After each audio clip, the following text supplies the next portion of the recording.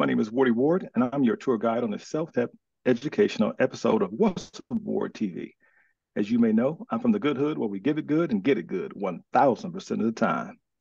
I want to welcome the world's greatest and best Eagles fan, my co-host today, Miss Seda. How you doing today? Doing good. How are you?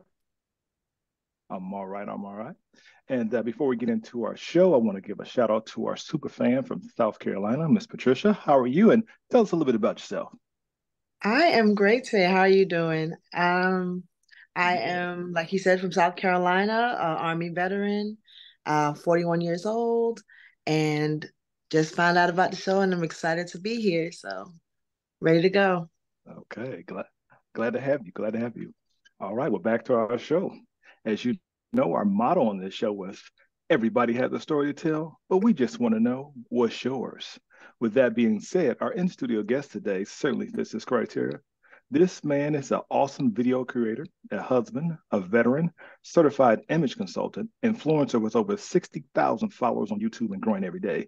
And my favorite thing, he's a relationship expert with the skill of the Godfather himself, Kevin Samuels.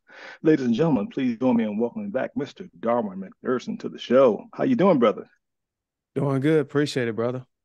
That's a good intro. All Better than right. my intros. Appreciate it.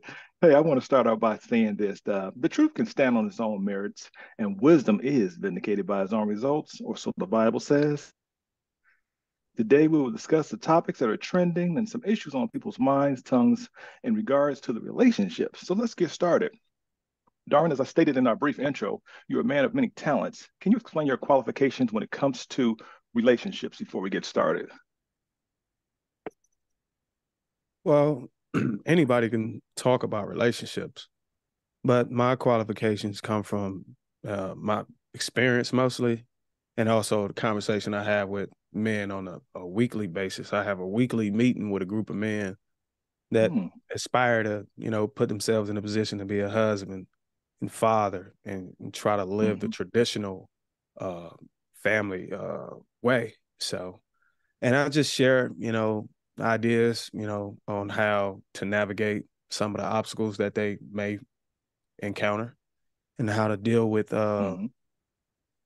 a lot of the common issues that we all experience. So we have like these little, sort of like these Zoom meetings, like right here, where we come to each Hmm. other as a group, and and a lot of the stuff be things I've never even heard before. So like I would even say some of the guys would be teaching me stuff because, everybody's household is different. You know, there's no one was it one size fit all. So Yeah. you'll come to know that, a lot of my experience comes from or qualifications come from just dealing with peers, you know. And I've spoken to women. A lot of women want to be on camera. I had a channel going a couple months ago where I would do one-on-ones, but it's really hard to get women schedule time with women because they be so busy and stuff. They got obligations. Uh, there's a lot of insecurity going on with being able to give up a lot of information about personal information about themselves to be able to get to the point of where they may be struggling with when it comes to relationships. But the common thing that they struggle with is the selection process. Trying to be compatible with the guy they want to be with. A lot of Hmm. times it's an uneven trade off. So, and most women mindset is wrapped around, well, he should just love me for me. Uh, Hmm. and we live in a day and age where things are becoming more transactional. Like, what do you bring to the table? What can you do for me versus what can I do for you? I mean, I know a lot of people frown on it, but that's the life we live in. I mean, that's the world we live in. Hmm. Okay. Before we get into the questions I have for you, I just want to go over some ground rules because, like I said, I've talked to people on my day job a lot about your platform. And one thing that I know I've been told about my show is that people feel we have platforms like this because we're angry, we don't like women, or we are afraid to get therapy or something like that. Have you been told anything like that about yourself? And if so, how did you respond to those things? I mean, I never heard it. I never heard anybody say I don't like women. It's Okay. kind of hard for me to be able to accept those kind of comments, especially when I have a wife. You know what I'm saying? Mhm. I'm married to a woman. So how can Yeah. I hate a woman? Right. And if you want to be honest, I mean, I think the term hate women, it's a way to push back on the exposure that's going on, exposing the behavior and the unfairness when it comes to relationship that a lot of these women put on men whenever it comes to the dating market. I don't know if y'all heard that term. And a woman, measuring her value. I think there's a lot of pushback. Is when you start putting value on women, then it turns to, oh, he hate women. You get what I'm saying? But Mm-hmm. when men value things about women, so I mean, your value comes from the person that you desire to be with. It's measured by the person that you desire to be with, and vice versa. Right. So you can't say we hate women when we exposing the truth. You get what I'm Mhm. saying? Oh, absolutely. So, what drew you into this field of helping individuals, women and men? What was what was your why for helping these people? Well, I have a couple of friends that would always come and ask me questions about maybe 3-4 years ago because I was married. I'm going on a decade being married, and a lot of my friends have stumbled uh, trying to do the right thing, mostly do the right thing by the woman, and it's because they just can't be honest and upfront about their expectations. So I say, hey man, look, if all you want is to get laid, then just say that. You'd be surprised. Hmm. There's a lot of women that move like that, especially with sexual liberation going on. A lot of women don't feel so judged to be open and free about what they do with their body. So if you tell a woman, Hmm. hey, look, I don't want to be in a monogamous relationship, then just let her know up front. So she at least reserve the right to decide whether she want to deal with you or not. I mean, I think we owe Hmm. that to people out of, respect. But Hmm. when I had my first child, my son, and I looked at, what was going on in the dating atmosphere, and I saw all the videos and the memes and all this stuff, and then I've been start to involve myself in conversations, and I'm like, man, look, it's a lot of good stuff that these relationship experts or dating coaches are talking about, but it's really like favored to the women, you know? You know what I'm saying? There's nothing about no one's telling a man to be a man, embrace your masculinity, be confident, be intelligent, be assertive, be arrogant. I saw Kevin Samuels doing that. And I was Hmm. like, that's who I want my sons to listen to. But then now he's gone. You know what I'm saying? So I'm like, okay, look, who's out here, picking up the mantle? And I'm not saying that I'm trying to pick up his torch or whatever. I just want to be a leader, for my peers and for the young men that's coming up, in the future. And I felt like because I'm good with discernment. I don't know if I said that right, discernment. Hmm. I'm good with breaking stuff down, and I'm good with cameras, and I'm like, okay, look, let me get into this, and then the videos start doing numbers, and I'm like, maybe this is a skill, a gift that I have. You know what I'm Hmm. saying? So I don't look down on women. I don't look down on whatever they decide, but I will point the finger and I will expose the truth. And if they call that hate, then I mean that's sad, but that's what got me into it. I want my sons to be like, okay, look, my dad knows what he's talking about. You know what I'm saying? I've seen his content. He's in there every day. I want to send my kids out there so they can be aware of what's going on out there. Y'all see how the Hmm. relationship the atmosphere is these Oh days. yeah. Yes. Okay. Let me jump into a quick point here, and then I'll open up the questions that Seda or Patricia may have. Um, Doing some research, and I found out that first marriages in America, the divorce rate is around 35 to 50%, according to my research. And the second marriages face an even higher likelihood of dissolution, ranging around 60 to 70%. My question is, why do you think we have this high failure rate of marriage in America? What's the genesis of this, in your opinion? You asking me that? Oh, in my Yeah. opinion, I think it's I think people that are getting married these days aren't coming from a household that gives you a representation of how to be in the marriage. And there's misconception that whenever things get rough, then just break up and leave. But there's some things that's worth fighting for in a relationship, and we just haven't been taught that. And I would also say that specifically in the Black community, a lot of men are raised by a bunch of women are raised to be simps. You know, they're raised to have these female ideals, this ideology.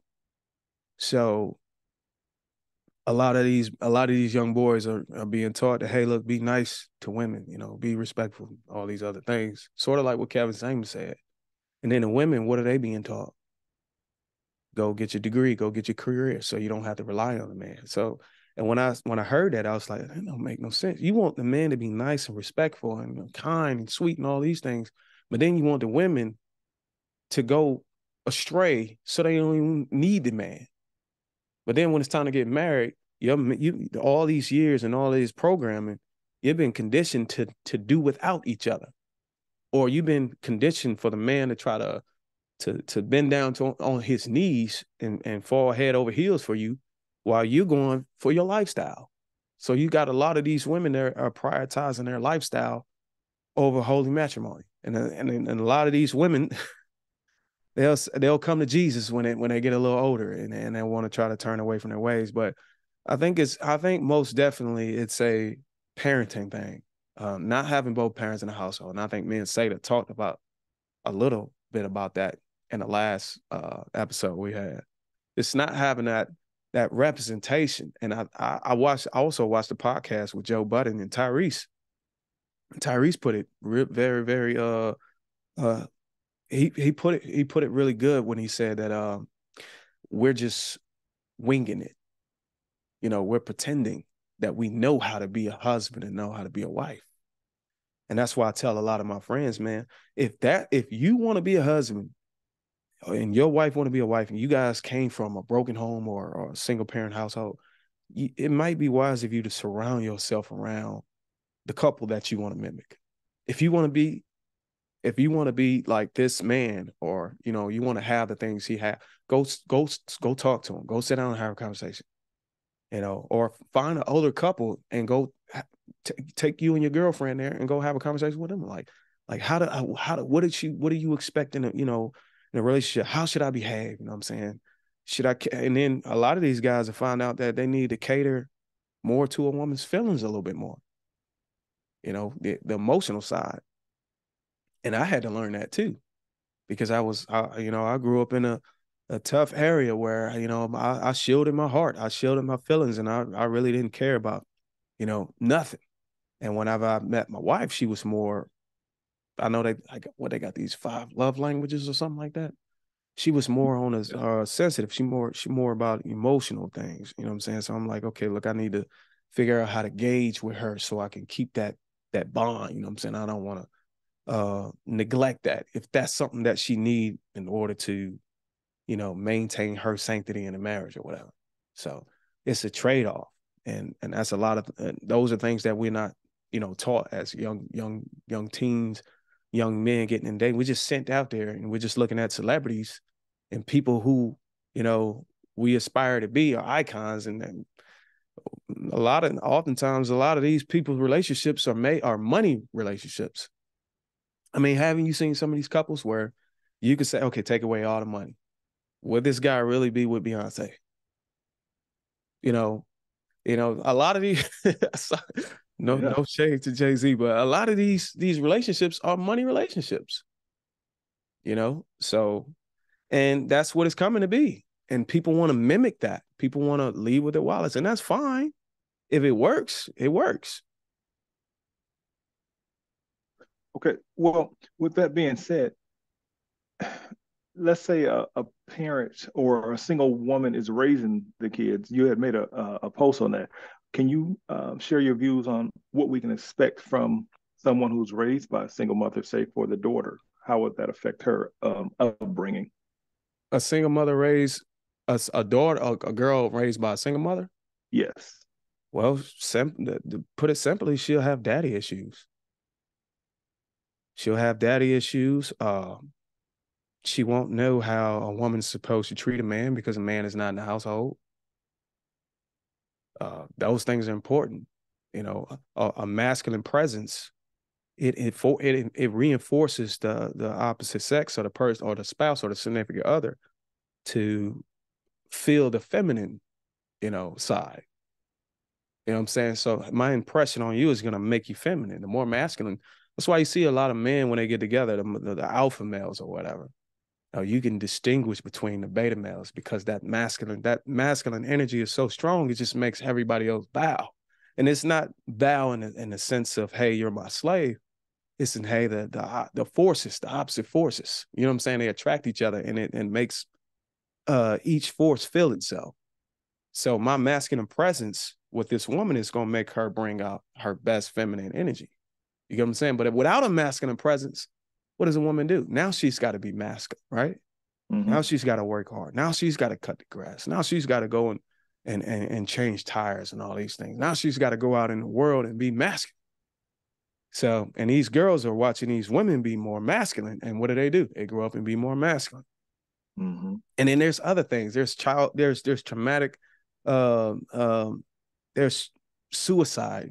There's data and statistics that support a lot of those things that I think the past 6 or 7 months, I kind of try to stray away from it a little bit and just try to work on personal experience because I've been doing so many interviews. And you'll find out when you do one-on-one interviews, it's kind of really hard to push, data and statistics on people because it's all anecdotal at this point. You know what I'm saying? So now you got to deal with, okay, what is your personal experience? And instead of saying, well, most of the women who raised by single mothers are subject to sexual abuse and suicide, and they all end up being 3 or 4s. But then you'll find out this woman don't even know what the hell you're talking about and never even experienced that. Mm-hmm. So now you got to figure out, okay, well, how can I have a meaningful conversation where we can establish a base of understanding so we can move in a way where the people that's listening can try to get some value from it instead of just throwing stats at each other. Mm-hmm. So, yeah, well, that makes sense. Did you have a question, Sarah? I guess a question that came up in mind, Darwin, as you were talking, was, so what if there is a situation where both parents are in a household, and let's just say the relationship between both of the parents it's a toxic relationship. So let's just say there is constant fighting, maybe both male, female are together for the sake of the children, but what the child is seeing and kind of is being exposed to on a day-to-day basis, do you feel like that also can impact the child growing up into an adult and maybe their future relationships? yeah, I remember we had a conversation on that. Yeah, it can impact the kid, but it wouldn't impact the kid at the same height as it would with both parents or only one parent being in the household. The damage is like night and day. With one parent, and whether it's man or woman, the man or woman missing, but you'll find out the number's a little lower when a man is the only parent for some reason. But yeah, man, there is a lot of toxic relationships. There's always gonna be argument and fighting. I don't know. I really don't know any.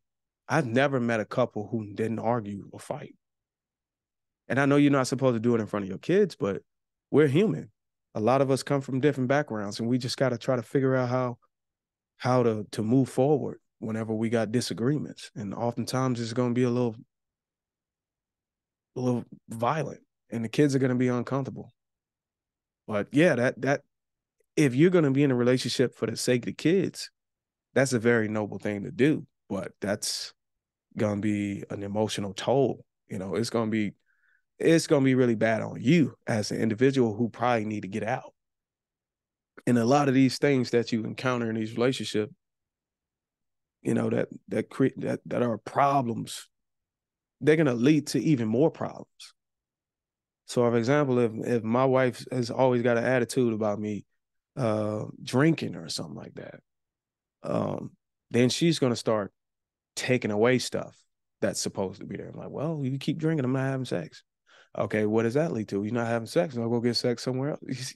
It's just like a domino effect that affect other things. And then now you faced with a decision, maybe it might be smart for me to get out of this relationship. You get what I'm saying? Now, marriage, it all depends on your religious background. You may be a Christian, you know what I'm saying? And I think I made a video a few days ago about getting out of a marriage, and I think it was sexual immorality or adultery. And in that case, then it's okay, you know what I'm saying? Because a lot of these guys don't want to get out of the marriage and be judged by God. You know, oh, I'm going to hell because I divorced my wife. You know what I'm saying? We think like that. We're practical, logical thinkers. So if she's out here or he's out here having sex with somebody else, then I think you're justified, more than justified, to be able to vacate that relationship, because other problems that's irreversible can happen, like having a kid. You can't reverse that. Getting STDs and stuff. Right? That's just even more problems. So now you got to figure out, okay, am I better off on my own, or should I stay in a relationship? And a lot of these guys can't get out of a relationship because they put themselves in a position where they've grown to be more independent on the woman to be there. And then vice versa, the woman, well, I need him to pay my bills for at least 3-4 years so I can get my second bank account up high enough so I can go do for myself. I know how y'all want me to be rolling. It's all right. That's ain't knocking your hustle. Yeah. I had a friend who's going through a situation like that. He was married, and his wife actually cheated on him, and she divorced her. She cheated on him, and then she got half his pension, and she initiated the divorce. So I remember the video, but were you saying that's a okay situation to leave if it's for adultery? But other than that, are you suggesting couples try to work it out? It's cheaper to keep her. So are you asking me, should a couple work it out if they're committing adultery against each other? Yeah, yeah. I mean, No. like you said, it. No, Okay. most definitely, especially the man. And I know this might be a little biased to the gender, but the reason why it's biased to the gender is because a man is the dominant and a woman is the recessive. You know, she submits and a man dominates. When a woman allows a man to enter her, she's submitting to him. It's a form of physical, sexual submission. A man doesn't physically, sexually submit to a woman unless what do they call it, pegging or something, femdom or whatever. I'm not sure. Whenever you allow a woman to put stuff, but I don't want to mess up your show, but Good.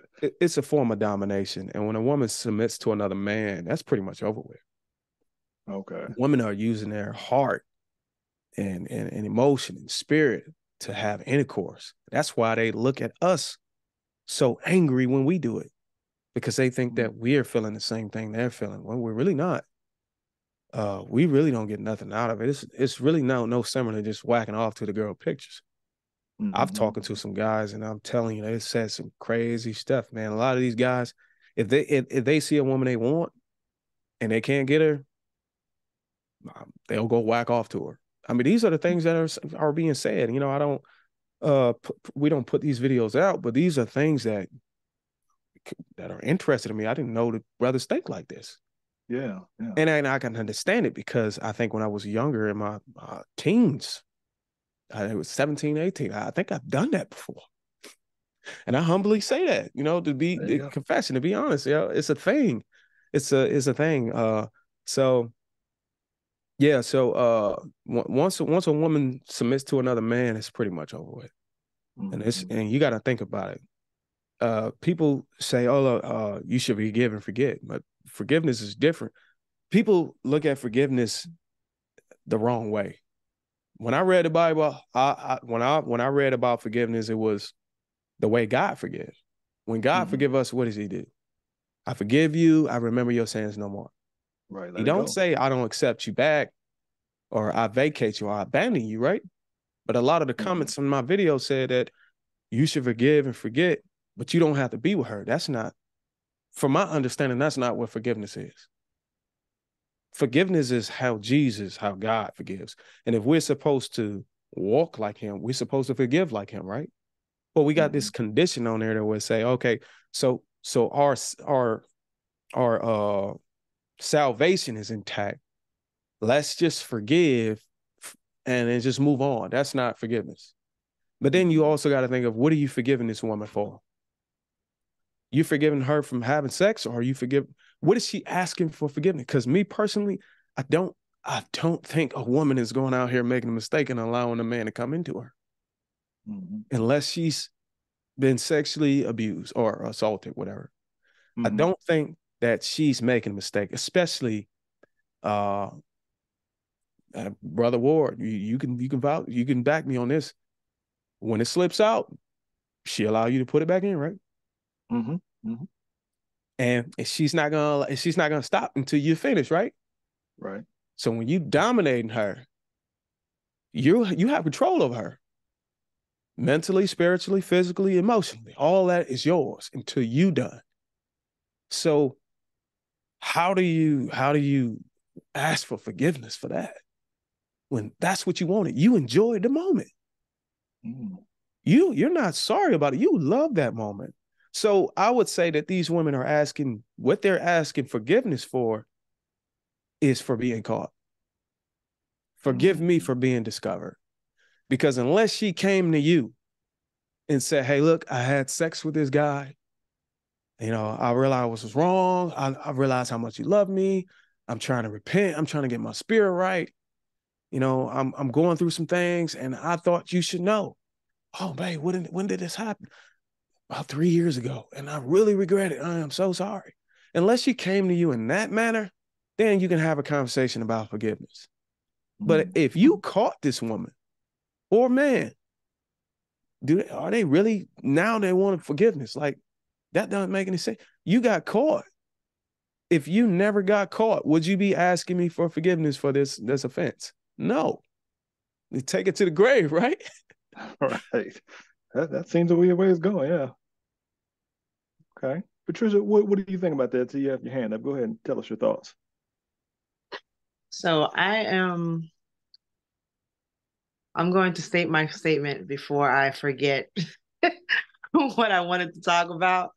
But I know you were talking about earlier about first marriages, second marriages, percentages and things like that. I am a product of, now I'm going through my second divorce. And I've been there where during the first marriage, like Darwin was saying, you know, I wanted to learn how to be the good wife, how to be a wife, because I did not have that example in my growing up, right?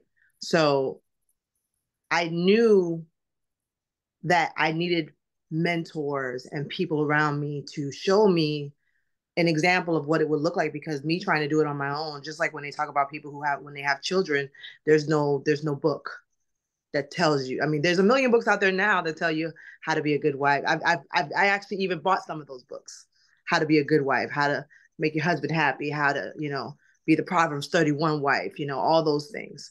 But you really don't know until you're going through it, right?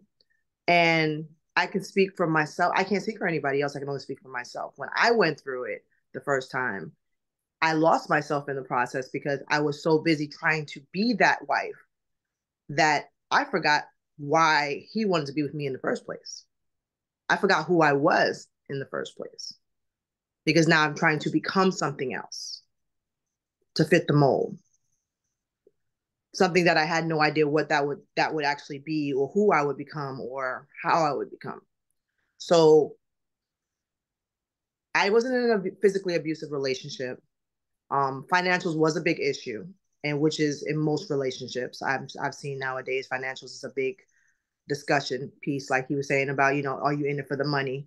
My last 2 marriages have been a major focus of finances on the opposite realm where my husbands were more focused on the money than I was.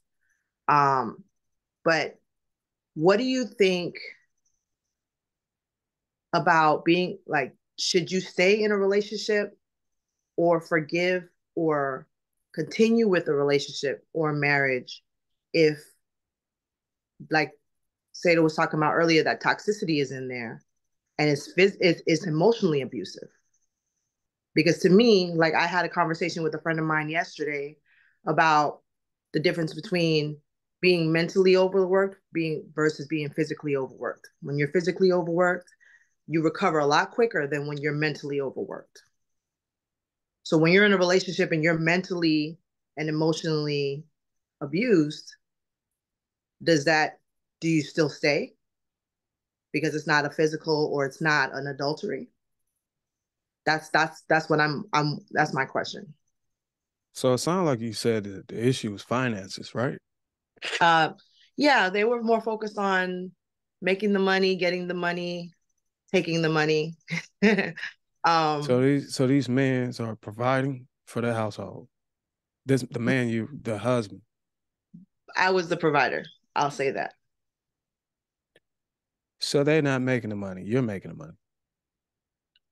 I was making the money. They were making money too, but I had a mentality of it should be a 50-50 because I didn't, like I said, I was still learning in the process of how that works. I thought that was the balance, to have a 50-50 kind of relationship. And they were more focused on when the money was coming in and where the money was coming from and how we were going to get the money. Sound like the man was with you for your money then. Did he agree, or did he set the terms that it should be a 50-50, or did you set the terms? Like, who was wearing the pants? I can admit I probably was the one who was trying to set the 50-50 because I wanted a partner. And I thought that's what it meant to have a partner at the time. Because like you said, I didn't have that. I didn't have that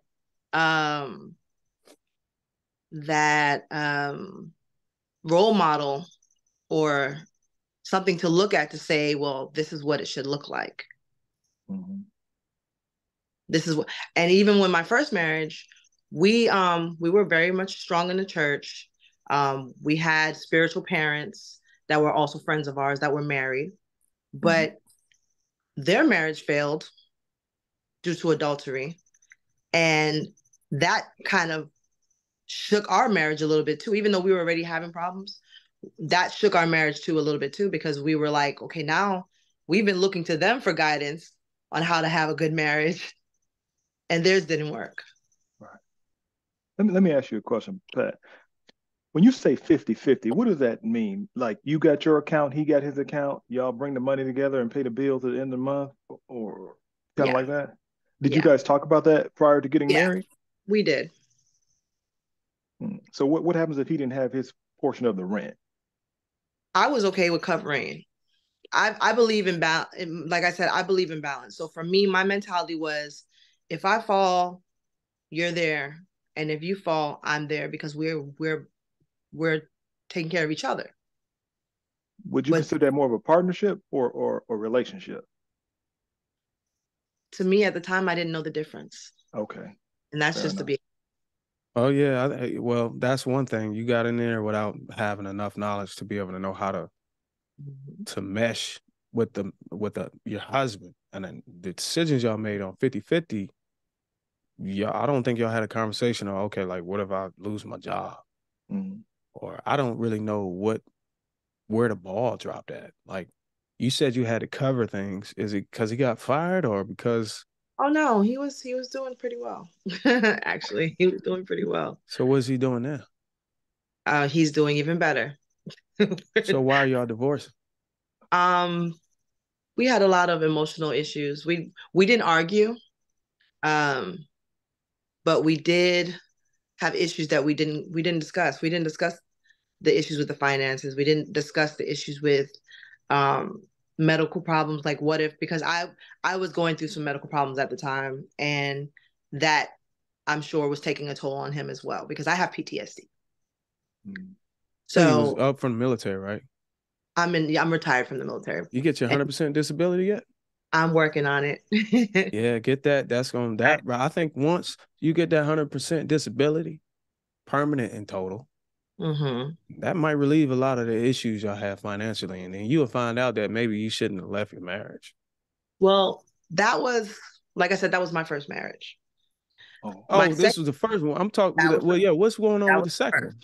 The second one, he is 100% in total and disabled, and I am still working on mine. Like I said, we both completely retired from both military and our civilian jobs, but money was still an issue. Money was still a focus, and for me, I felt like so what I'm being confused is when you say money to focus. I don't know about you, Ward, but that makes me think that man is focused on the money and getting to the bag, bringing the bag home. But you said it's an issue. Tired, you don't have to. You put some more transparency on how it's an issue. If you're retired, you really don't have to, right? Because the bag is coming automatically. It depends on the lifestyle. That exactly. Was it. If you're 100% permanent total and you get around a little bit under maybe $4,000, and then whatever amount of money you bring, depending on your lifestyle, that may not be enough. He may have to actually go out and make another income. Yeah. And I think that was the issue. The issue is his focus was on debt, and which is not, to me, is not a bad thing, because you have to, I believe in working on getting your debt out of the way and getting that completely, gone. But it was more so, okay, well, now what are you going to do to help me? Not what am I going to do to help us, but what are you going to do to help me? So so was y'all was the second marriage 50-50, or was the second marriage you a helpmeet? Because it sounded like he looked at you as a helpmeet. Helpmeet, yeah. So you didn't want to be a helpmeet. I don't mind being a helpmeet if I have a helpmeet as well, personally. But that's not how it works. If you in that kind of relationship dynamic, the woman is a helpmeet, and the man has a vision and direction. He looks at the future. You take care of the present. You support him, and you don't want to do that. A lot of times when women get out of these relationships, the reason why they get out because they know or they think or believe they could do better. So, and you got to look at yourself honestly, your age, your image, what you bring to the table. Do you think you can do better than this man? Oh, I have no doubt that I can do better, but it's not my like I said, it wasn't me who wanted to end the situation. So he's the one want to get out of it. Yeah. And he want to get out of it because you don't want to be a helpmeet. No. I guess so. So what are you going to do when the next man wants you to be a helpmeet? You say you can do better without a shadow of a doubt. I am a firm believer in marriage. I am a firm believer in being submissive. I like I said, I did it in my first marriage. I had no problem with doing it. But you're not being submissive in this marriage with this man. This man is actually to be a helpmeet. I was actually. I just wasn't willing to give. I'm just being honest. I wasn't willing to give up everything to risk the fact of what if you don't take the lead? What if I'm going to be that helpmeet, I need to know that you're going to be able to take the lead. Now, how do you know? You can't know the future. All you can do is take all you can do is go by the man's word. The lead, you're not exactly. All you can do is go by the man. He's not taking the lead now, and he's not following his word now. How am I supposed to be confident enough to do those things that you're asking me to do? Well, here's the thing. When you go work for your boss, and you got to put a two weeks notice, did he pay you before that, or he pay you after 2 weeks? At the end of the 2 weeks. I was HR. I know how it works. Okay, so you didn't need to see the money, and you waited to 2 weeks, or you had the boss's word. See, the thing is, if women looked at their husband and their man like they looked at their bosses, our relationships would be a lot better. The man can give you his word and say, "Hey, this is the direction I'm going. I need you to be here, do this and do that, support me." I can, like and we'll get this. But then when the boss tell you that, hey, look, I need you to work 40 hours, 80 hours, 2 weeks, 80 hours. And then you get your check. There's no problem with that. See, but I Good can do point. that. I can do that. I can literally sit there and say, because like you said, 2 weeks notice, right? If I get a 2 weeks notice, I know within I those 2 mean, I'm weeks, sorry. I'm That's an incorrect term. 2 weeks in advance. in advance, or whatever the case may be. I can handle that. But when you come to me and you say to me, I want you to sell your house, I want you to sell your car, I want you to trust me to take care of everything, but you're not currently taking care of anything, how am I supposed to be confident that you will in the future? You married him. That's your You're right. husband. I made that decision. You're right. I What did don't, you say in your vows? better or worse. I understand that. Trust me. For better or for worse. I'm not saying that you should. I am definitely not one to sit there and say, oh, well, because it's not working out, you should get a divorce. I am actually against getting divorced. But that is the situation that I am in. Well, So it I seems am. like you gotta, I don't know if you're gonna be able to fix it in the next relationship, but it sounds like you got a commitment issue. So whenever he wanted to make critical changes, and I agree, that's a huge decision to make, to sell your house, sell your car. You got to be committed to somebody. And for you to marry somebody and not be committed, maybe you started off on the wrong foot initially. I didn't say I didn't. Only question that I asked was, if you're going through a situation where it is emotionally and mentally abusive or toxic, is it worth the stay? Is it worth it to stay?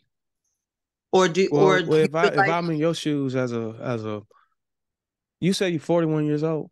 I'm 41 years old. How many Yep. kids y'all got? I have none. He has 5. Okay, so I'm 41. You don't want kids, right? I do, but You can't have them though, right? I don't know. That's You'd be at risk if you had them. possibly. So, what do you think your options look like after this marriage? My options is, to be honest, wherever You God said takes you me. had it. You can get a good man, shadow of doubt. Oh, because I know there are still good men out there. I don't never say that the men that I was married to or not married to are not good men. They're good men. They're just not good for me. But you know it's going to be pretty And competitive. You're going to be in a competitive situation if you go back out into the dating market. You realize that, right? Oh, yeah. Well, I mean, if you weigh that and you look at your situation now, and I think it's this situation, you said he's initiating the divorce, right? I'm the one that's handling it, but yes. Hold on, wait. Who filed? I filed. Okay, so you filed for divorce. Mm-hmm. So you're filing to divorce this man, and in hopes that you can do better, right? In hopes that we can both move on with our lives, yes. Oh, you most certainly gonna move on with your life. The thing is, like I said, women often get out of relationships because they feel or they believe they can do better, or they can do bad all by themselves. And most of the time, they're gonna be doing bad all by themselves. In my case, I think it's more the latter. Yeah, I can do good or bad by myself. And you willing to go ahead and be alone? If that's where I'm at, yeah. I would prefer, like I said, I would prefer in a perfect world, I would be in a relationship. I would be married. I prefer to be married than to be single. I don't like the dating world. One of the reasons why Ward even brought me on the show is because of a statement I made about men. The question was about men, or how is the oldest you've dated or something like that, right? Yeah, it was. And I said the oldest that I've dated or would date is 60, because in my 20s I dated a 60-year-old. Now I'm in my 40s, and my soon to be ex-husband, he's 50, well, he's 51. And the men that I know now are mostly retired veterans. They're disabled veterans. They have money. They tell me all the time about these women who come around them for their money because they know they have a guaranteed check, but when it comes to their behavior, I personally am not enticed, because to me, these men are, and these are friends of mine. These are men that I know, that I talk to on a really bit, and they talk to me about their lives and their situations. And majority of them they act like they're still in their 20s. But they think that's because that's what the market is calling to them. They act like they're still in their 20s. Like, what do you mean? Like, what does that mean? Doing Still childish out there, things? sorry, say again? You saying like doing childish things or whatever? Doing childish things, spending their money frivolously. I've always had the mentality that a boy makes his money for fun and a man makes his money for purpose. And that's just kind of how I've seen it, in my experience. And when it comes to the men that like I said, I can only speak on what I know. I can't speak on anybody else. I don't, unfortunately, I don't know statistics and things like that. But for what I know from what I've experienced and what I've seen, I actually am a manager of a bar. So I see these men every day because these are my regulars. So they talk because what else are they gonna do? They come to the bar to talk and drink and to have fun. But they spend their money frivolously, and then they complain about people taking money from them all the time. But a lot of times the women that they choose are women who that's all they want. They don't want the women who are stable or willing to contribute. They want and I'm not gonna say they don't want. That's because men they don't want, because they may want what we want. They may want the same thing, somebody who's going to give and take with balance. But majority of the time, the women that they're dealing with are women who want just what they're willing to give, their money. Half of them don't care about the time. Yeah, but that's the thing. It's not. You think it's something wrong with that? Yes, because in the long run, they're hurting, and I see it. Like I said, I talk to them every day. These men are hurting. These men are out here feeling like they're being used and abused and taken advantage of, but they're like I can say with my first marriage, I created that monster. I never spoke up. I never said how I felt. I never said, okay, well, I think this is hurting me or this is hurting us. And I kept giving and giving and giving without asking for what I needed. So when my ex-husband was taking and not willing to contribute, I can't say that I didn't contribute to that. I created that monster because I didn't do my part. And I feel now you're admitting that you got a habit of creating an issue and running away from it. I'm not saying that I created an issue and run away from it, because I don't run away. I don't run away. I tried to stay. This second time as well, I tried to reconcile. And did you file for divorce the first time? I did. Are you filing for divorce this time? I am. So when you tell somebody you didn't run away, can you make that make sense? Running away and leaving is two totally different things. I did not run away. I left. The first time I left, and I can admit, like I said, the first time I left, that was my decision. That was my choice. I personally did not like where my life was going or the way things were going, because I had lost myself in my relationship. The second time, you see, he didn't want to be in a relationship. He said he didn't want to be married anymore. I'm not going to force somebody to be married to me who doesn't want to be married to me. That's just how it is. So yes, you're dragging your feet. I'm going to make sure that things get done, which is why I filed, because my name is attached to everything. I'm the one who has to deal with it, not you. So yes, I filed the second time, because right now I changed my name for everything. Men don't change their name unless they choose to change their name.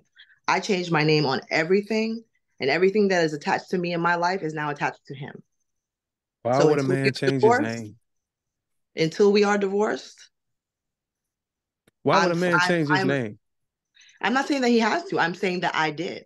And because I did, and because my name is attached to him now, everything in my life is attached to him.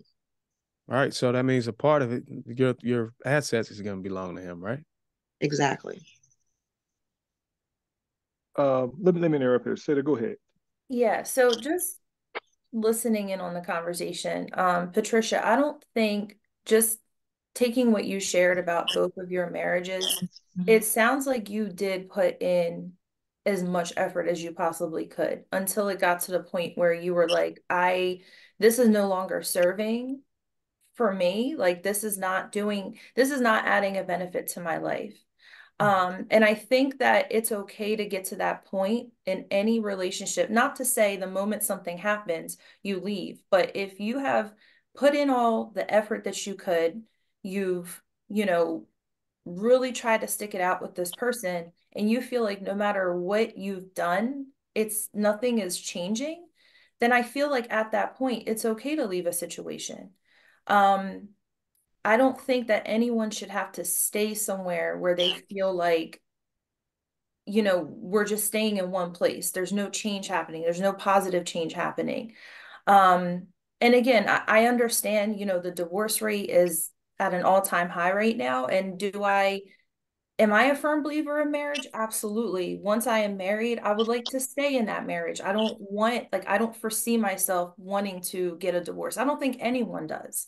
But I've also seen situations where you marry this person, you think you know them, and then later down the road, this person like just shows you a different side of them that you did not expect.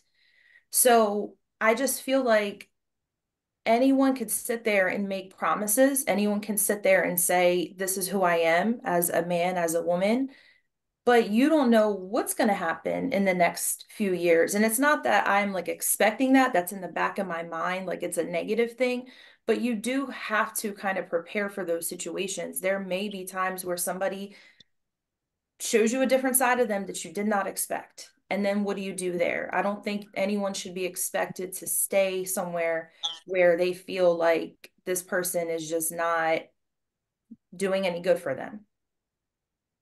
And I refuse to be dragged out when I can just walk out. That's just to be honest. I kind of look at it like, go ahead, Ward. My bad. I'm sorry. Go ahead, Darwin. You the guest. Well, I'm saying, like y'all saying these things about this is what y'all believe in. And y'all don't feel like a woman should stay. And I didn't just say a woman. Now I feel like that's any relationship. That's man or woman. Like I said, some of these men I've seen them take care of women, put them through school, do all this stuff, and the women don't do anything but take. But if that's the situation, I came from that angle. That's okay. The reason why I came from the angle of a woman staying is because most of divorces is initiated by women. So they're leaving at a higher rate. A huge rate. So it's why do you think that argue to say the woman staying or leave is the big decision, huge decision. So now we have this mentality that it's no longer for better or for worse. It's only for better. When it get worse, that's when you leave. And now whenever you say you feel like that, it's okay to leave. Now, when you have a conversation with the youth, the young women are coming up, you're going to also say what you believe. And now we got a cycle that is just irreparable. So now you're going to be telling women to just, whenever you get unhappy or the things don't work out in your favor or you don't believe in them, just leave. And then now you're creating a mindset, and then you're going to wonder why men are going to be moving in a way to where, well, we only want sex and that's it. And if that's what y'all want to deal with, then that's what is going to happen. Because I'm going to tell you right now, a lot of these men aren't even compelled, especially in the United States with these laws, aren't really compelled to get married unless women are making it a requirement. You get what I'm saying? You control sex. Men are coming to you for sex. That's what you control. We control the relationships, and it's an exchange. And if we want sex, then we'll marry you. And that's as simple as it gets. But if we know that you're going to just walk out whenever it's time to be a helpmeet, or things get tough, or you don't like it, or you can't go with my word, then it's just going to be about the bottom line. And if y'all okay with that, and that's just the world we're going to create. And I see it coming. You know what I'm saying? I'm glad I got mine, but tomorrow ain't promised nobody. Because Can Can I just make a comment, or maybe it's more of a question for you? I guess when you look at a relationship or marriage, let's just say marriage, and a woman gets to the point where she has had enough, and then let's just say she goes, she files a divorce and she like initiates that process. And correct me if I'm wrong, because I don't want to make any assumptions. It seems like you put a lot of responsibility on the women to make the marriage work. For me personally, I feel like it's a combined effort. So if a man is not doing his part in the marriage, then why is it not okay for the women to leave the situation? And I guess the other half of it is, um, I just feel like the society in itself puts so much pressure on the female. You have to do this, you have to do this, you have to do that. You have to, we want you to be submissive, but then we also want you to have goals. And I think as women, and I can only speak for myself, I'm not sure how Patricia feels, is that you can do everything right. And who's to say that man is going to appreciate it? Who's to say that man is going to make effort in the relationship? I've seen situations where everything started out fine in a marriage, and then out of nowhere, you see these couples, like you mentioned earlier, Darwin, where these couples are just, it's all over the social media, whether it's celebrity, whether it's somebody that people are divorcing. Well, I don't think it's a such thing as of all of a sudden. Mm-hmm. I think there's a series of events that's been being protected and concealed to protect people's brand. But there's no all of a sudden. There's an action of events that take place, and then they want to get out of it. But it's when you start speaking in general, then now we got to start using statistics. But if you start speaking personally, we can use personal experience and anecdotal experiences. But finances, I think that's number one. Correct me if I'm wrong. I think that's the number one reason why people divorce, because of finances. So basically, what we're going to be telling these men, hey, look, when you fail financially, your wife is going to pull the plug. I mean, correct me if I'm wrong. I don't necessarily agree with that. Again, this is just personal experience. I don't think I have ever bowed out of a relationship due to finances. I have bowed out of relationships due to lack of maybe emotional response. Maybe the man was not fulfilling me emotionally. Maybe they just, no matter how many efforts I've made to help him understand me as a person or what I was going through, it just seemed like the connection wasn't there. So So for now, me personally, it's more emotional than it is financial. so now you see what you did. See now that you initially posed the question on a general basis, making general statements. And then whenever I gave you a question back, now you took it back to a personal. Now we have to take away the statistics. You see how, and that right there makes it really a roller coaster conversation, makes it hard to stay on a basis. So it's either we gonna deal with general, what's going on in the world, statistics and data, or we can deal with personal experience. Because anybody can look at a general stat and say, oh, the number one reason for divorce is because man turning gay. But my relationship, I didn't turn gay. You know what I'm saying? It's really hard to keep track of the conversation whenever you do that. But I don't disagree that, your personal experience is what it was, and that was the reason why you got out of your relationship. But if we was to be honest, and if we was to stay on point with the general statistics that women are initiating most of the divorces, and number one or the top three causes for divorces besides cheating is finances. So it's important to be monogamous, and it's important to maintain a lifestyle. And if you can't maintain a lifestyle for women, then they're not gonna be loyal. So the loyalty is not in what we were taught as men. And man, as a young man growing up, You may find yourself in the church. We never heard of these things. We never heard that, hey, your bank account is what solidifies your marriage. No, they're not teaching us that. They taught us about this thing called love. Right, Ward? That's right. They taught us about this thing about what God brought together, no man can undo or tear apart. These are the things that we were programmed. But then when we come to marriage and we come to take a hand down the aisle, now we're hit with, oh, well, you can't, my emotions, my happiness, the lifestyle, the things I want to do. I don't feel happy. I'm gone. So like, how do you expect a man to deal with that? And we're not fouling. So don't get it twisted. We're staying there. We're holding strong. And a lot of women are saying we're not happy. We're to the end. We at the brink. Can you imagine how many men I talked to that've been at the brink, that've been on the edge, and they just stuck it through?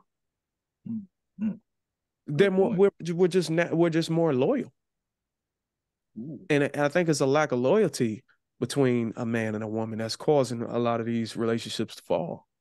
Even though we're both programmed a certain way, as we get older and as we get into society, men are not so easily swayed to succumb to the societal norms of sexual liberation or my mind, my body, and go for lifestyle. We're still thinking like, hey, look, I need to get on my purpose.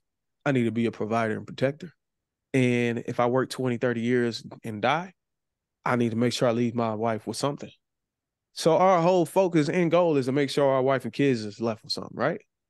Mm-hmm. What is a woman's? A woman's is a day-to-day basis. It's for the moment. If the moment ain't right, I'm gone. I don't care about the future. I don't think that's true. So why are you leaving then?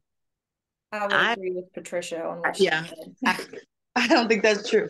I think when you say loyalty, because loyalty works both ways, okay? So yes, women have a tendency to stay and stay and stay through a lot more than we might leave emotionally, because emotionally that's how we're programmed to be emotional. But we will stay through situations way more than a man will. Only reason why a lot of times a man will stay is because it's convenient, not because it's what they really want to do. Most times, how can you, because they want to keep their household together. How can you say that whenever so you're making a general statement and you're not using the right? I am speaking just like when you spoke, and I didn't interrupt. I just waited. So what I'm saying is, I feel like honestly, when it comes down to it, both sides have their reasons for staying or leaving. But a woman will stay a lot. I feel like a woman will stay a lot longer than a man will.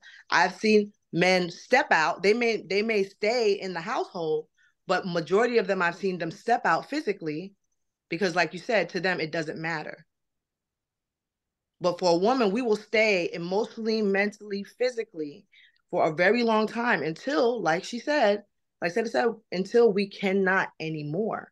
Because we've tried everything else before we've taken the steps to say, okay, well, you know what? Now it's time for me to walk out. Now it's time for me to leave. And I'm not saying that's all women, but just like I'm not saying that's all men, but the majority will sit there and take that time to do that. And yes, I will be one who will go back to my personal, because like I said, I can only speak from my personal experience. I offered and went to counseling. I went to Christian counseling. I went to regular counseling. I offered it for both relationships. And a lot of the times there was a lot of pushback, because it's like, well, what do we need that for? Obviously, things aren't working the way that we're doing it on our own. So sometimes you have to have that outside help. But if you try everything that you know, and some things that other people have helped you or recommended, and it still doesn't work, when you have two counselors in both relationships tell you that you shouldn't have been with that person, and you still decide to stay and try to make it work, what does that say? Does that speak a lack of loyalty? Let me jump in here and respond to a little bit of that. One thing, and since we're talking about opinions, my opinion is I think couples, when they take those vows in a marriage, it says for better or worse. I think people are looking at the roses side of it, and we never think, well, how bad can it get? We never have those discussions. We only see it as, hey, it's sunshine over here. So if you get a divorce, and you have every right, if we look from a Christian standpoint, it says you can get divorced for adultery. That's the only reason it gives. So divorce teaches you to give up. That's why the numbers increase with each divorce. The chance of you getting divorced is higher and higher because you've taught yourself when the going gets tough, I'm out. Women statistically will stay in a marriage, right? I agree with you, longer than a man, but I also feel that women check out emotionally while they're still in that relationship. That means a lack of sex. That means a lack of communication, just kind of going through the motions. So is that right? Does that make anything better? So then a man, if he's not getting his need met, he might go out and say cheat. As Darwin alluded to, he's doing this and that because everything has a genesis to it. So the question is, why should you get it? Why should you leave? Do you have a valid reason for leaving? That's my question to you, Patricia. I feel like I have a valid reason for leaving. Okay. Yes, I do feel like I have a valid reason for leaving because, like I said in the first one, I literally tried everything. I tried to counsel. I tried to stay. I tried to give my mind, my body, my spirit, and stay completely focused on that one person. I went through all of that. And I literally had our pastors and everybody tell me, this is coming from my pastor telling me that, you know what, it might be time for you to go because this is not for you. What made you marry the last person? What was your reason for getting married? And like I said, full disclosure, full openness. I was in a place where I didn't want to be by myself anymore. That's just the truth. Like I said, I don't like, I prefer to be married. I don't like dating. I don't like that world, especially the way the world is now, the way the dating world is now. And I met somebody that I thought was in the same mindset of, okay, both of us prefer to be married. Both of us want to have children. Both of us are retired military. So we understand each other speak and, you know, the lifestyle and, you know, the ups and downs of it. Somebody who I can get into an argument with and not have to walk away, but be able to talk to about it. That's what I thought going into this marriage, because it happened very quickly, which is why it ended even quicker. Okay. But I can, like I said, I don't, not one way or another, I will never sit there and say, oh, well, I made the best decisions, or I just, you know, I knew off the top of, I knew that this marriage was going to be the marriage and it was going to work. No, I can't say that. I put my heart out there and I opened myself up because I wanted to believe that there was still hope at 40 to have that kind of relationship, because I've seen people do it. So you've been married for 1 year? After 2 weeks. And yeah, I've been married for a year and a half. Yep.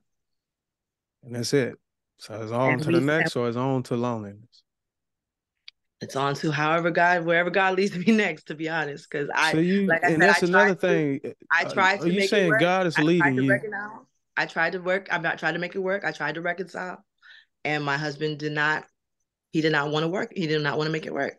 So, I mean, I can't force something that's just not working. It's like putting a round peg into a square hole. Like, it's just, you can't make something work if it's not meant to work. How can you say he's not making it work when he's not filing for divorce? He said he wanted the divorce. I didn't say I wanted the divorce. I'm filing the paperwork because I could say I hate you, but still lay down and love you and kiss you like you're the best thing in life. But I mean, when you tell me it's time for me to leave your house because you don't want to be married anymore, that's my cue to go.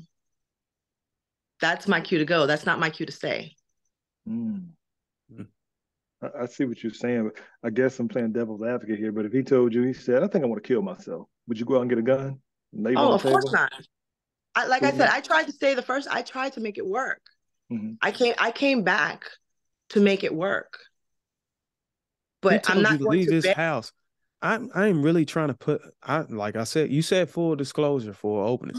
I'm really trying to put a finger on what made this man tell you, it's time for you to leave my house. I didn't think about that. Good question. Because I was not contributing the way that I was supposed to in his eyes. Was that from a discussion y'all had? Yeah, Why, I why was did not you contributing. why I did was you not not contributing contribute? because full disclosure, and I know this is going to be posted, so I guess it's going to be out there to the world. It's Oh, okay. it is what it is. But I offered to contribute financially Hmm. because I felt like I needed to do my part since I'm living in his house, not Yeah. mine or ours, but his. Um, and he said he didn't want me to do that, but he wanted Okay. me to, like I said, sell my house, sell my car, Right. and get another car. But he just got another car and put himself into Uh-huh. further debt. He just took a Ooh. trip to Paris and put himself into further debt. And Okay. then because he did those things, he wanted me to make up the difference. Okay. And you agreed. And No, I she said, didn't. no, I did not. She was Oh. combative. I did not agree. She didn't I agreed submit. to help. I agreed to help in the ways that I could, but I also agreed that we as a unit, if we're going to get rid of your debt, we're going to get rid of my debt as well. We're That's going to fair. do this together. Mm-hmm. Not you create the debt and I fulfill the fixing of the debt. But y'all, Because that is not a marriage. That is not how a marriage should work, in my opinion. I would never expect him to tough do one. the same thing with me. I did not ask or plead or request for him to help me with any of my bills Mm-hmm. or any of my debt or anything like that. So If you want me y'all, to be honest, I don't think that was a marriage. I I just think wanted that the was more like a relationship. I just yeah, wanted the relationship partnership. with my husband and the partnership. That's what I wanted. And Which that's what he presented to me when we got together. Yeah, but he told you you didn't have to bring 50-50 to the table, right? No, he wanted me to bring more than 50-50. ooh, that's unfair. You said No, but I to me, thought you stated that he I thought you but to stated me, that you said you wanted to contribute and you said you didn't have to. he wanted me to contribute. He said that he didn't want to have to ask me to contribute. Oh, because like you understood That I like should that. already know how much I should be paying, how much I should be putting in. And because he told me about his debt, that should be my starter point. And you find so you think that there's something wrong with you being a helpmeet. Your man is in debt and he wants to use your resources. He wants to use you to be able to get himself out of debt. You're asking me, do I think that's a problem? That's a problem? Yes, Yeah. I do. I do. So Because but I and think that's because that's my relationship. Mm-hmm. Because for me, I was not doing that. If we were having that kind of relationship where it was like we were both doing that for each other, like I said, Mm-hmm. I would be a little more understanding of it. well, I and know that's the how. thing. That's where we look at it as an uneven deal. We Mm, got to be able to, as a wife, we have to be able to use you. You're supposed to be a helpmate. You're supposed to be supportive to your husband. Because at the end of the day, when it's all said and done, these men are gonna lay their lives down for you and the kids. If somebody come in the house, we're gonna stand in front of everything. You know what I'm saying? No matter what. And But but all we're asking you to that's have not our back necessarily every 100%. man. Hmm? That's not necessarily every man, though. Well, I it's your husband. I understand you say we, and you speak in terms of everybody, but that's not everybody. And Look, I can't say that the I'm men that speaking I've on a been with, general basis. I can't say that the men that I've Most been with men have have been the in mentality to be that providers mentality. and protectors and lay down their life for their family. I can't speak to the exception. The only thing I can speak to is the rule. And in this case, this man asked you to do specific thing, and you wasn't submissive. You had pushback, and it didn't work out. And it didn't work out. Yeah. And you got to understand that any relationship you get into, if the man is behaving in a masculine way where he has a dominant presence on decision making in the future or finances or whatever, and he imposes himself, you're gonna experience the same situation again because you might not be okay with the terms. And I think before you get in a relationship or before you even give any tips or advice to another female that may wind up in a marriage, I think it's important to let her know before you get in this relationship, you need to have a conversation with this man to figure out what his expectations of you are. Because you stated yourself that you didn't contribute like you're supposed to. We didn't say that. You said that. So if a woman is contributing how she's supposed to, perhaps these things don't happen. And this is not even a general statement. This was based on your anecdotal experience. Mm-hmm. So is there a way, so we could safely say, maybe I would agree that some of these personal experiences that we've been discussing, it connects with the general statistics on how women are walking out. Let me interject a question here. I want to ask both Seda and Pat, what do you guys think men want from a relationship? And what do you think women want? I just want to hear from the female perspective. I think men, like I said, just from the ones that I've spoken to, they want support, they want encouragement, they want, of course, sex. That's a big part of it.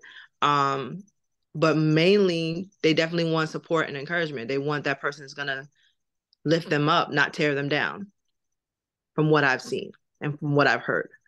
I think women, we tend to want more of a, like Darwin and Seda both led to, that emotional connection. We want that, and I think a lot of people misunderstand, but we want support as well. Support in the things that we do and the things that we dream about, and goals and things like that as well. Because we do, if we weren't intended to have goals, God wouldn't have gave us those visions and those dreams for those things. So we do have those and need that support as well. And I think safety and security. That safety and security, like he said, that's a big thing. A man wants to be the protector and the provider, and women want a man to be, like I've said it multiple times before to my friends, like a misconception is people think that because a woman can do that, she doesn't want somebody to do for her. And that's not always the case. So I think that, a woman does want those same things that a man wants to give, but that communication is usually the tear down. Okay. Is usually what makes it not work. Fair enough. Okay. And Seda, do you agree with that, or you have anything different on that? I would just piggybacking off of what Patricia said. I would definitely say support. Having a supportive partner is number one. I think men want somebody that is rooting for them, supporting them, and also good for their mental health as well. I think a lot of men, and I know, I believe Darwin and Ward, you guys mentioned this earlier, is a lot of men, they keep a lot in, so they may not be as emotionally expressive. So having a partner that you can go to, there's no judgment, somebody that just like pours into you, right? And listens to you. I know men, like Patricia said, men that I've spoken to, they want to have a peaceful partner, not somebody that they're going home to arguing with every day, or like a partner that's constantly beating them down. So I think the peace, the love, like the nurturing aspect of the female, and then also knowing like, okay, if I'm down, maybe this week or next month or whatever the case may be, my partner will be there to support and to fill in the gaps. Not to say that men are like expecting women to do everything, but just knowing like, hey, if I don't have it, you've got my back. But I do want to just say one more thing back to what Patricia said, is that it sounds like in her most recent situation, she would have been willing to do those things, but because she wasn't receiving that from him, that could be part of the reason why she felt like she had to leave after a while. Because of, if I'm doing all of these, like if you are expecting all of these things from me, but you're not willing to do the same in return, how do you expect me to stay in this situation? Okay, good point, good question. Before I kick it back to you, Darwin, my second question I have for the ladies, um, which do you think is more important to a man, respect or love? Start what you said. Let's go with you first on that. I think respect, it can fall into love as well, because if you respect my position in your life, my role as a man in your life, you respect me as your partner, then the love comes into that too, because there's that supportive aspect of like you know why I'm here, you know what I'm here to do.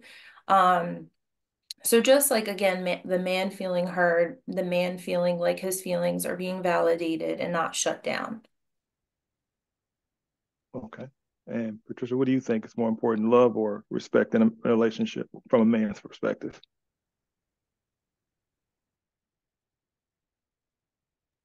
I definitely agree with Seda that respect is probably the major. Um, Not saying that men don't love, because I know men do. You have a heart. I would never say that anybody that I've loved has not loved me back. Um, but respect is a key factor. I think the way that you, like I said, to tear down or build up, the way you talk to a man, the way you um listen to a man, like she said, the way you encourage a man makes a big difference in how he responds in your life and who he becomes and who he is. Not saying that it makes all the difference, but it does make a major, I think, a major thing for a man to feel respected, to feel that what validated and that who he is and what he is and what he does matters. So I definitely think respect is a higher factor on the between the two. Okay, Darwin, I want to know your thoughts on that too. Do you feel that what's your thoughts on it? What do we want from our women? I think what a man wants for his woman is to be supportive, to be a helpmeet, to be submissive, to, help him meet his goals and aspirations so he can, be the driving force to get the family to, the end goal. He want his woman to pursue skills that promote his career and his passions, things like that. He want a complementary piece. If she's working, does she work in a field where it can complement where I'm working?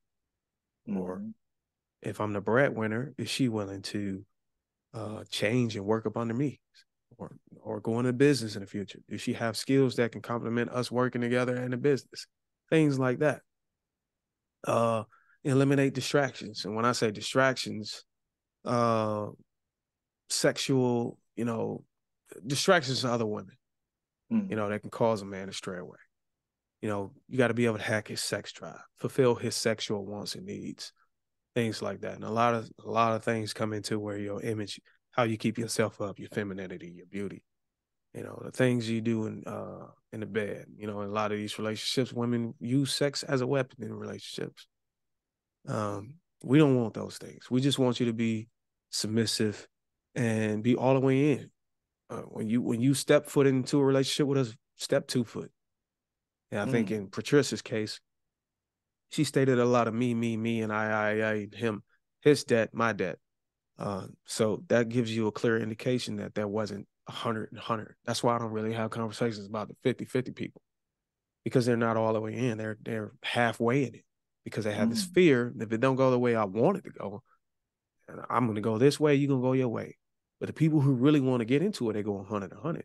Whatever debt he has, that's your debt. If you have that mindset that your win is my win and your loss is my loss, we can't point the finger at nobody. We're both lost or we both win. And I think that's how it's an expectation that has to be set in the beginning of the relationship so you don't be confused later on. And those conversations are blurred by the infatuation, the moments, looking at the physical part of each other and not focusing on the interior or the mindset going forward. So we kind of get jaded. We kind of jaded ourselves early in a relationship. But men want respect more than anything. Respect is important. Love fluctuates. One day I love you, one day I hate you. I love you, to death. You delete my 2K, NBA 2K account. I hate you. I hate the shit out you. It comes and goes. You know what I'm saying? She'll love you one day, but the next day, you forgot her birthday. You didn't get her nothing for Valentine's Day. She hates you like a dog. That happens. So you can't really rely on love in a fashion, but respect. If I respect this woman, and I don't want to be with her no more, I won't just go out and see another woman. I have enough respect for her and respect for the relationship to let her know this is how I'm going to move and these are the things that I'm going to be doing. I think that's more important than respect, because you can love a woman and still go out and exercise your options. But if you respect her, then now you got to approach her as a human being, considering her feelings and say, hey, look, it's not working out. I think I'm going to go pursue a different route. That's respect. And men value that more. But yeah, man, I don't know. I lost my train of thought. But yeah, man, I think it's just I think men have the end goal in mind and women have the moment in mind. And I think that's where the conversation need to be had. Because if these men can keep the lifestyle going and hold it down in the bed, and I talked to some females and they said some things that I didn't know. Like, women like sex just like we do. So for me to sit here and say men want sex, no, women want sex too. And I think these brothers need to learn how to be good in bed. If you're not already good in bed, you need to be good in bed. You need to know how to get an orgasm. You need to study the women, parts, so you can know where the G spot and all these other things is at. You need to know these things because these women like sex probably more than we do. And that's important. And we just got to be a man. We got to maintain being a man. If you're going to allow a woman to come into your relationship in the 50-50, then these are the type of things that you're going to deal with. Yeah. Because a lot of women think it's unfair for them to be 100% submissive whenever they got to cover 50% of the responsibilities. Right. I try to tell a couple of brothers like that. You want this woman to be beautiful. You want her to maintain her weight. You want to maintain her fitness, her health, nutrition. Go out there and work 40 hours a week. Take care of the kids, wash the dishes, do the laundry, change diapers, all these other stuff. And pay half the bills and be 100% submissive. It's kind of really hard to ask for a woman these days. Now, the women back in the days would do that shit. And in most cases, a lot of the men wouldn't even have their women out there working, but breaking her back for 40 hours. But today, these women have this liberation, this feminism, this empowerment. So these women have more opportunities to go after their dreams. I think somebody stated something like that. Women have these dreams and gifts and skills too that God gave them. And that's fine. But this is also, it plays a toll on the dynamics of the relationship, especially if the man coming into the relationship with an expectation that you're going to be a helpmeet. But it may be the other way around. This woman might be the breadwinner. She may have better skills. And that's why I tell brothers, if you're going to come in with that mindset, it may be best that you not deal with a woman who has who is at a higher level than you. Because women have a hypergamous nature and they may feel duped out of the situation, or they might feel like it's a bad deal if they got to be 100% submissive and take care of majority of the bills. It's just a lot of women ain't going to do that. I think there was a conversation with Ebony K. Williams. I mean, not Ebony K. Williams. I think it was Tyler Perry. Somebody said, can he just come pay the light bill? And a lot of women, it went viral, and a lot of women took to the comments and was outraged with it. Like, how can you say that? Can a man just pay the light bill? But men have been doing, men have been dealing with women just doing basic stuff like that for decades, centuries. But now that we have even the playing field with how much you can earn and the careers and the dreams you could achieve on the same level as a man, the women still want to keep that hypergamous tone.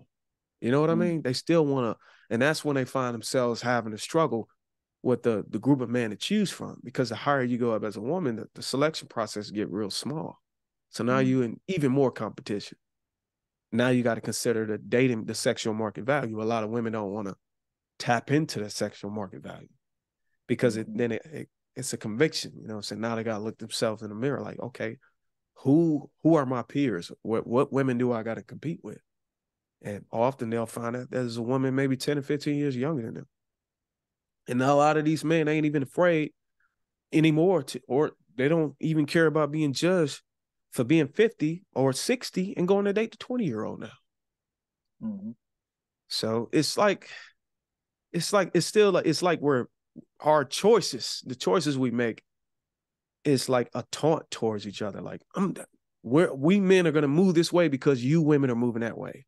And when you get to this certain age group, we're going to require this that's really hard to freaking maintain. And then that's why you see a lot of women 35, 40-year-old just willing to go and die alone. Wow. And the men are like, yep, we're going to go for the young girls. And like you said, they're coming into the bar miserable because a lot of these young women don't offer more than their physical attributes, their fertility, their youth. And to a lot of men, it's okay. But when it's time to have a conversation and mesh on an intellectual level, and that's where you got to struggle. Because then now you got to take in consideration of what household did she come from? Did you get her from a single mom? Or did you get her from a couple? If you get her from a single mom, it's going to be hard to break her. And I don't mean break her in a negative way. I mean like break through. But if you get her from a couple, then she'll be more understanding of how the dynamics of a man and woman relationship's supposed to work. And you can kind of mold her.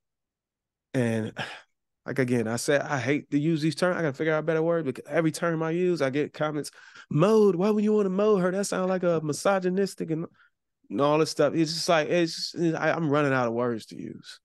But it's more like I want to condition or get her to yield to me, get her to yield to a certain mentality that's suitable for the relationship. Because believe it or not, men may not agree to it, but men are yielding too. We have natural things that we do that we're shutting off just so we can maintain a relationship. Monogamy is one of them. We're not naturally monogamous, you know, and there's a big argument about that. There's historical battles and all that stuff. Right? I don't want to rant too long. I'll give somebody else the floor. Okay. Before we get out here, I'm going to ask everybody one question each before we get out because I kept y'all longer than I wanted to. I appreciate you guys telling us your stories and especially you, Patricia, being open for us today.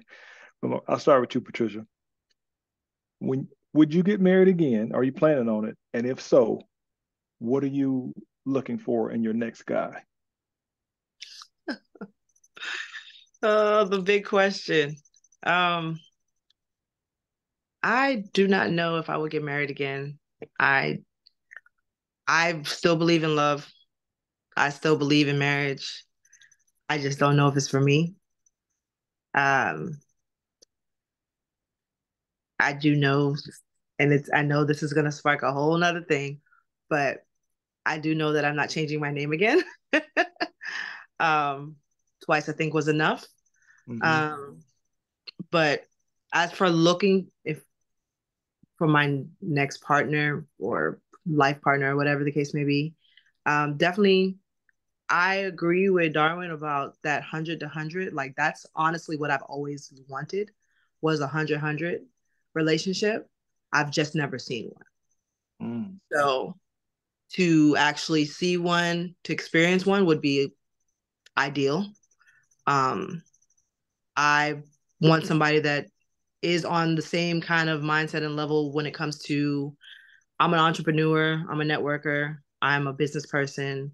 I believe in family and building to take care of family so that my future family can have more than we have now, right? So having that person with me who has those same kind of aspirations and we can do it together and I can share those things with, that's the ultimate. Because doing it alone is not fun. It's just not, it's not the kick. Definitely want to have that person that I can build a family with and build a life with, whether it's through adoption or them having kids and us building a family that way. Like I've always been for that either way, but because like I said, I don't have any of my own. But definitely I want to have a partner, somebody who I can share everything with, the good, the bad, the ugly, and in between. So. Okay. All right. Seda, my last question for you is, what advice would you have given Patricia if you had met her and she asked you? What would you have told her?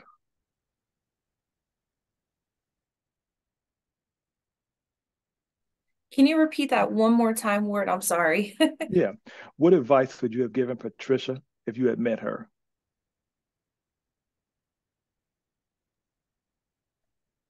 That's some advice I would give to Patricia if I guess it was my first time meeting her, would be knowing your value, knowing your worth, knowing what you bring to the table. And it's not to say that she doesn't already know these things, because I know she has mentioned like she went into each relationship knowing what she wanted out of it.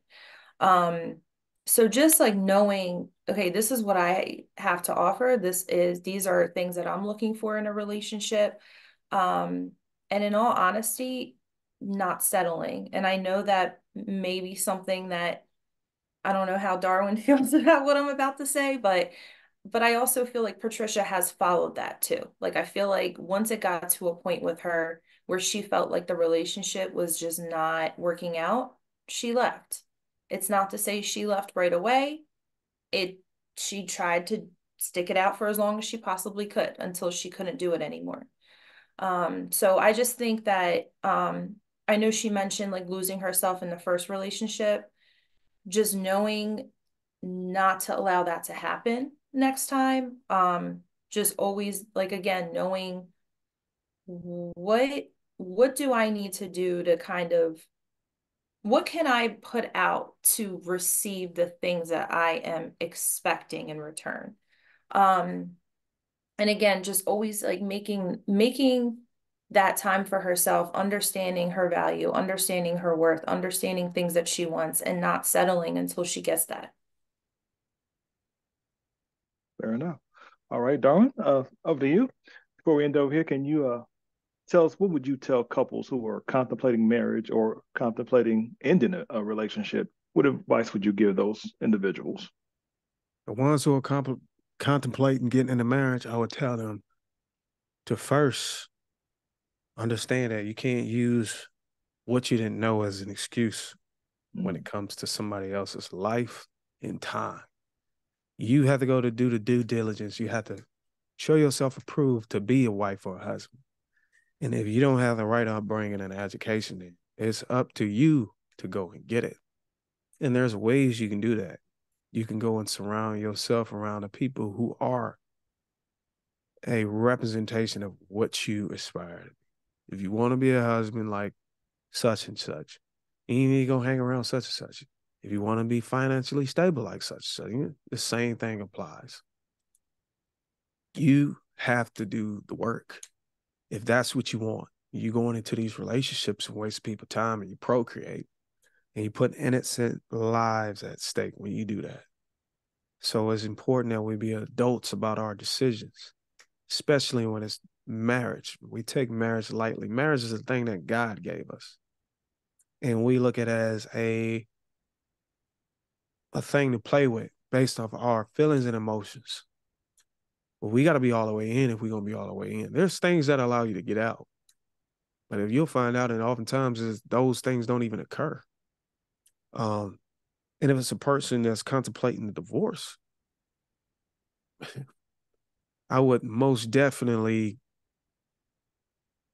think about my tolerance level. Figure out what are my breaking points.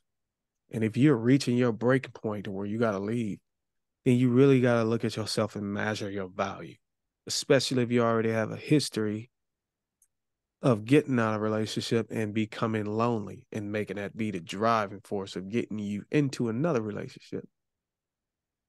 Loneliness is going to come again. It's just inevitable. We're not supposed to be alone. God made Adam and Eve, God made man and woman to be together. Nothing against the LGBT. But you're gonna be lonely. It's gonna happen. So you really have to think like, okay, if I want to get in a relationship and you have people telling you, hey, look, don't settle. Maybe if you honestly measure your value and you actually sit down and talk to somebody who's gonna be honest with you may find that settling is not really settling. Settling is making yourself parallel to what you can get. Because you got to understand, as a 41-year-old woman who's close to being, or I think you right around, if you had a kid, have experienced geriatric pregnancies.